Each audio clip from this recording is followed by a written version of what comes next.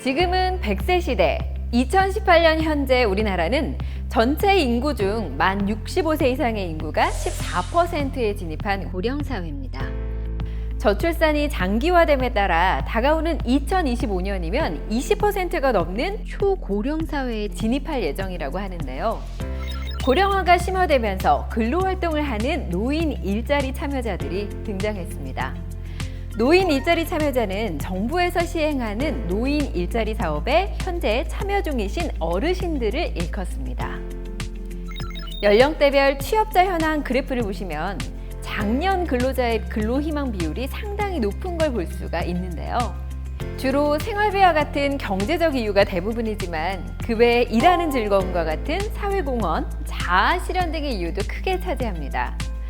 100세 시대에 접어든 지금 노후 준비나 자녀 부양 등의 이유로 경제활동을 할 수 있는 사회 참여를 지속적으로 희망하는 겁니다. 그에 따라 이를 통해 삶의 보람을 느낄 수 있도록 노인 적합 일자리도 확대되고 있는데요. 이는 어르신들에게 경제적인 자립을 넘어 사회활동 참여의 기회도 제공하고 있습니다. 노인 일자리 참여자를 대상으로 진행하는 문화체험. 어르신들에게 노인 일자리는 단순한 일자리가 아닌 친구도 만나고 일상에서의 스트레스 해소와 정서적 휴식까지 동반하는 또 하나의 원동력이 돼주고 있습니다. 설렘 가득한 제2의 인생을 살아갈 수 있는 힘. 여기에는 보이지 않는 곳에서 묵묵히 노력해주는 사람들이 있습니다. 덕분에 어르신들이 적극적으로 노인 일자리에 참여할 수 있도록 지역 복지가 증진되고 있는데요. 노노케어와 같은 공익활동을 비롯해 재능 나눔 활동은 주로 건강이나 여가 시간이 확보되는 시간제 일자리의 형태를 띠고 있습니다. 이처럼 노인 일자리 참여자는 증가하고 있는 추세지만 아무래도 사회활동이 활발한 3040 세대와는 체력적으로 현저히 다를 수밖에 없는데요. 때문에 낙상이나 넘어짐, 골절, 교통사고와 같은 안전사고가 자주 일어나는 것을 볼 수가 있고, 이를 예방하기 위해서는 고령자의 신체적인 특성을 이해하며 그에 맞는 예방수칙을 실천해야 합니다. 나이가 들면서 감각 기능의 저하를 가장 많이 느낄 수가 있게 되겠는데, 잘 보이지 않는 것들, 특히 가까운 데 있는 것이 잘 안 보이게 되고요. 이 대화를 하는 도중에 무슨 말인지 소리는 들렸는데 어떤 내용인지 잘 이해하지 못하는 이런 것들로부터 이제 시작을 하게 됩니다. 신체적인 기능으로는 여러 장기의 기능들이 떨어지기 때문에 근육 기능의 저하, 그다음에 심장과 폐 기능의 저하, 이런 것들로서 기운이 예전보다 좀 없다, 그리고 조금만 움직이면 피곤하다, 이런 것들을 잘 느낄 수가 있는 거죠. 무엇보다 가장 큰 원인은 안전불감증입니다. 계속 해온 거니 괜찮겠지라는 순간적인 방심이 큰 사고를 유발한다는 것 기억하세요. 참여 노인 안전사고의 유형별 사례는 다음과 같이 4가지로 나눠볼 수가 있습니다. 각각의 사례들을 살펴보고 유의사항에 대해 알아볼까요? 핵가족화가 이어지면서 해마다 홀로 사는 독거 어르신이 5만 명씩 증가하고 있습니다. 안전사고에 노출돼 있는 어르신들은 의료관리와 응급구조의 사각지대에 놓여 있는데요. 노인 안전사고의 절반 이상은 큰 위험이 없어 보이는 집 안에서 발생하고 있었습니다. 제일 흔한 것이 이제 미끄러져서 넘어지는 것인데, 욕실이나 목욕탕에서 제일 많이 일어나게 됩니다. 다행히 이게 좀 젊고 균형 감각이 잡혀져 있고 골다공증이 심하지 않은 분들은 손을 먼저 짚게 되기 때문에 손목에 골절들이 많이 일어나게 되고요. 균형 감각이 많이 저하된 분들은 손마저도 짚지 못하기 때문에 이 고관절 골절로 이어지는 경우도 있는데, 이런 경우는 실제로 입원을 해서 수술을 해야 되고 급기야 사망하는 경우도 있기 때문에 큰 문제로 발전할 수 있는 그런 사고들이라고 볼 수 있겠습니다. 넘어지거나 떨어져서 다치는 낙상사고, 운동 능력이 좋지 않은 어르신들은 집 거실이나 화장실, 복도 계단에서 미끄러지는 경우가 많은데요. 바닥이 미끄럽거나 집안 정리가 안 된 경우 혹은 전등이 희미할 때도 쉽게 사고가 발생할 수 있습니다.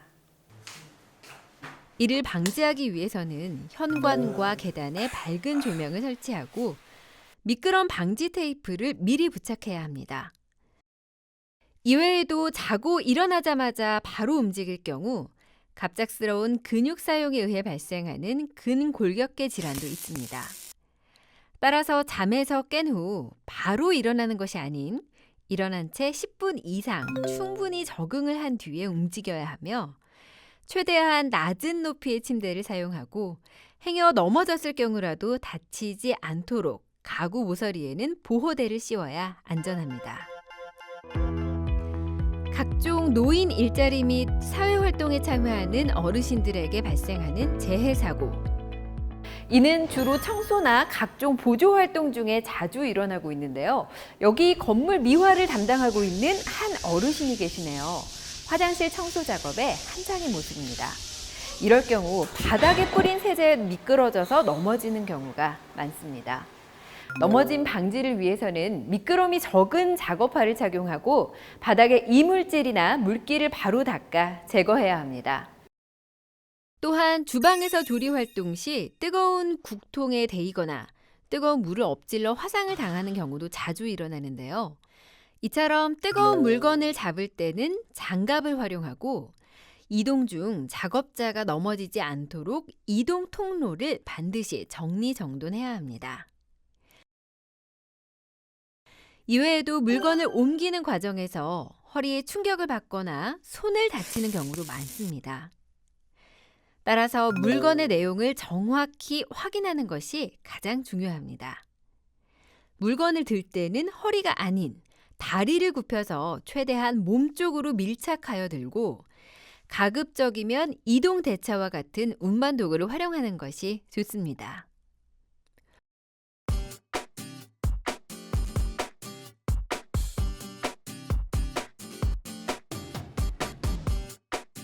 사고 발생 유형 3위는 교통사고입니다. 그만큼 교통사고로 인한 사망자 수는 매년 증가하고 있고 그중 70% 이상이 보행 중 사고인데요. 노인 교통사고는 주로 무단횡단에서 시작됩니다. 어르신들이 길을 가다가 다리가 아프셔서 횡단보도까지 미처 걸어가지 못하시거나 차가 나를 기다려주겠지라는 생각으로 횡단하시는데요. 이러한 순간적인 방심으로 인해 큰 사고를 야기할 수 있고 그러한 결과는 사망이나 후유장애를 일으킬 수 있는 사고를 남길 수가 있습니다. 자동차, 자전거, 오토바이 등에 의해 접촉사고가 발생할 경우 어르신들은 골절의 빈도가 더 높고 또 뼈가 붙는 속도도 더디게 돼 더 큰 위험을 유발할 수 있습니다. 따라서 보행 시에는 반드시 신호를 준수하고 좌우로 위험 요소가 없는지 확인한 후 횡단보도를 건너야 합니다. 비가 오는 날이나 밤에는 외출을 꼭 자제해 주셔야 됩니다. 하지만 꼭 외출이 필요하다 싶으시면 밝은색 옷을 입으시거나 반사지가 부착된 신발이나 모자를 착용해 주시면 사고를 미연에 방지하실 수 있고요. 무단횡단에서 비롯되는 사고뿐만 아니라 도로의 길 가장자리를 건너면서 발생하는 사고가 굉장히 많습니다. 반드시 보행은 안전한 횡단보도나 인도를 이용해서 꼭 길을 건너셔야 될 것 같습니다. 온도가 갑작스럽게 내려가거나 올라가는 한파와 폭염, 일상생활에서 실천할 수 있는 대비책에 대해 알아봅니다. 매서운 한파에 기온이 떨어지면 어르신이 계시는 가정에서는 난방에 각별히 신경을 써야 합니다. 외출 시에는 목이나 손, 또 귀와 같은 노출 부위를 따뜻하게 하고 특히 모자를 반드시 착용해야 합니다. 또한 계속되는 폭염으로 평균 기온이 상승함에 따라 열사병과 탈진, 실신 등의 위험에도 노출되기 쉽습니다. 냉방기기를 장시간 사용하는 대신 실내 환기를 자주 시켜줘야 합니다. 갈증이 나지 않도록 수시로 물을 섭취하고 외출 시에는 넓은 모자와 양산, 가벼운 옷차림을 착용해야 합니다. 무엇보다 이러한 혹한기와 또 혹서기에는 특정 시간대 외출을 자제하는 게 좋은데요. 혹한기에는 이른 아침과 저녁, 그리고 혹서기에는 가장 무더운 시간대인 오후 12시부터 5시까지 외부 활동을 삼가야 합니다. 그렇기에 노인 일자리 참여자들은 각 수행기관과 협의해 활동 시간을 조정할 수 있습니다. 그럼 지금까지 알아본 것들을 함께 정리해보는 시간 가져볼까요? 화장실 청소에 한창인 어르신의 모습입니다. 그런데 바닥이 거품으로 가득하네요. 올바른 청소 방법이 맞을까요? 그렇습니다. 쉽게 미끄러질 수 있는 바닥의 물기나 거품은 바로바로 닦아야 하고 넘어짐 방지를 위해선 작업화를 꼭 착용해야 한다는 사실 잊지 않으셨죠? 이번에는 국이 담긴 냄비가 보입니다. 뜨거워 보이진 않는데요. 맨손으로 잡으려는 어르신. 과연 올바른 방법일까요? 그렇습니다. 뜨거운 물건을 잡을 때는 장갑을 활용해야 안전합니다. 여기 할머니들을 대신해 무거운 박스를 직접 들어주려는 할아버지가 보이는데요.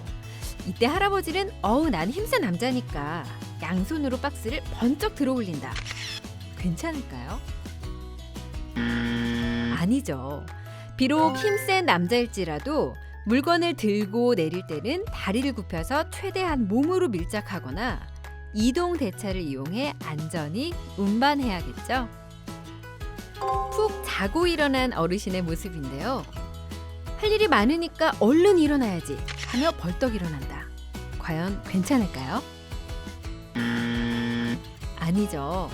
장시간 누워있다가 일어날 때에는 가볍게 스트레칭을 하여 몸을 풀어준 뒤 일어나야 합니다.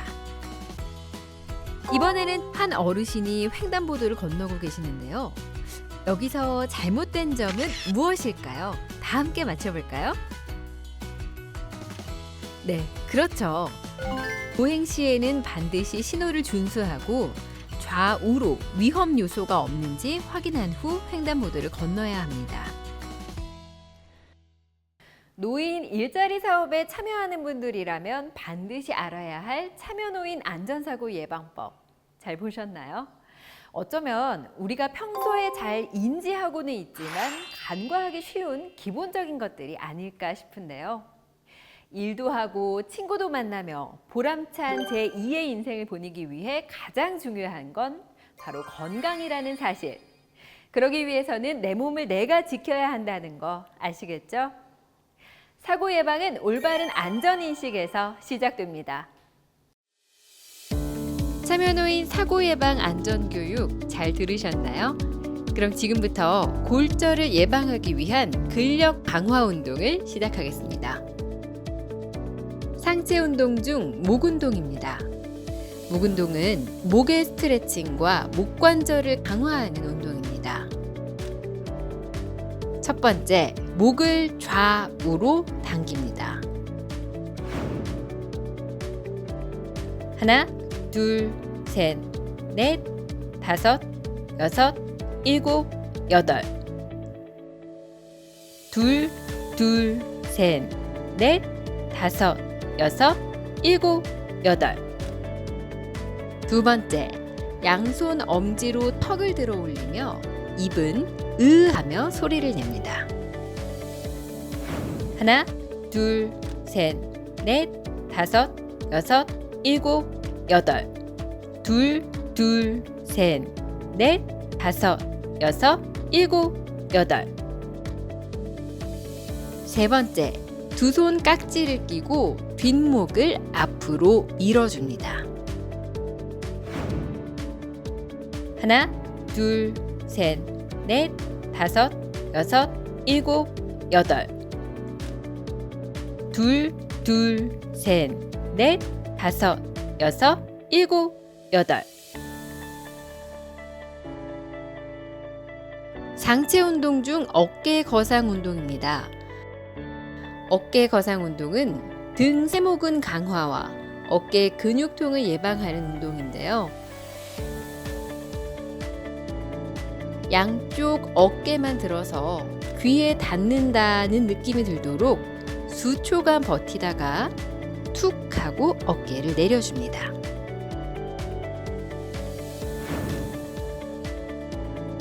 하나, 둘, 셋, 넷, 다섯, 여섯, 일곱, 여덟.